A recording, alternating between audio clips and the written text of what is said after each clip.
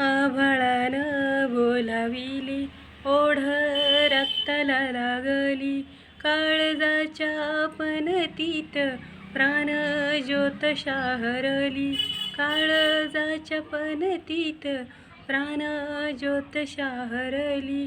येता घटिके जवळ, येता घटिका जवळ, लागे कापूर फुटाया, आज घायल पक्षीनी जाई पिलाना भेटाया, आज घायल पक्षीनी जाई पिलाना भेटाया, जाई पिलाना भेटाया.